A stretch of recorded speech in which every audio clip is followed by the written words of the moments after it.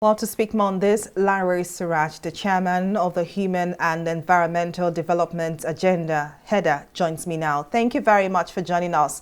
Now, this is not the first time Nigeria has recovered several other tranches of the Abacha loot. We've had that of 2020 and 2006 to the tune of over $308 million and $723 million, respectively. But the real question is, have we been able to make judicious use of these repatriated funds? For having me. I think if we want to be really sincere with ourselves, until lately, and that possibly would be from 2015 till now, we've not really had an opportunity of judicious utilization and even effective monitoring of the utilization of the funds. But within the last period, I think both the international community, the civil society, and also to some extent, the government. I've had the opportunity of now operating more at some accountable level, where we can see some of the things that the funds are used for. The Lagos-Ibadan Express Road, the Abuja-Kano Expressway, the second Niger Bridge, the school feeding program, that were also part of the utilization process of the fund. That does not really totally remove the element of corruption or even diversion of some of the funds, but it's been reduced to the barest minimum. It's totally different from what we had in about 2004, 2006, when about 600 million was also recovered back into the country, and that money was totally mismanaged, with little impact and even little effect on the utilization. So in terms of accountability now, do we expect CSOs to monitor the use of these funds, or will it just be business as usual? And for an average Nigerian who is interested in how these funds are utilized, are there ways to monitor the progress, basically?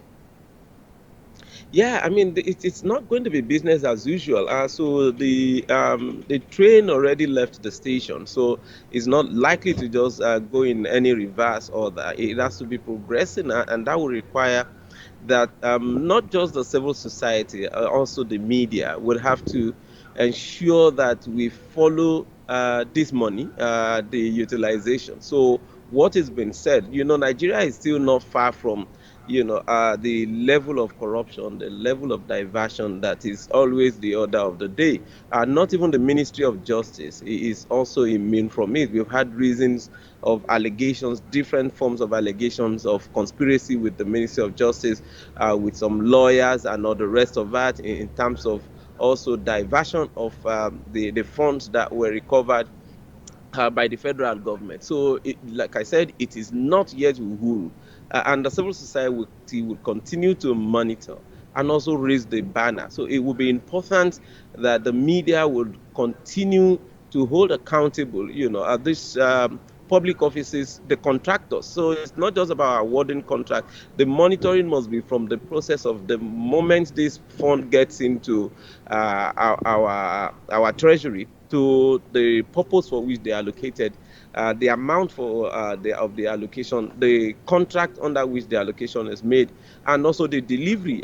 It is between that mix that the public officers and their conspirators in the private sector are able to divert the funds, because they know that Nigerians also really lack the tenacity to follow the process through. We tend to lose focus or sight of this of the progress along the way. So this we must actually change by ensuring that we monitor and follow the process to logical conclusion. And that, like I said, is not just going to be the only thing we would be doing. It would also be part of what we would deal with in dealing with the international communities that are returning the money, because we can't afford the situation where looted funds are recovered only to be relooted by the new occupants of the offices.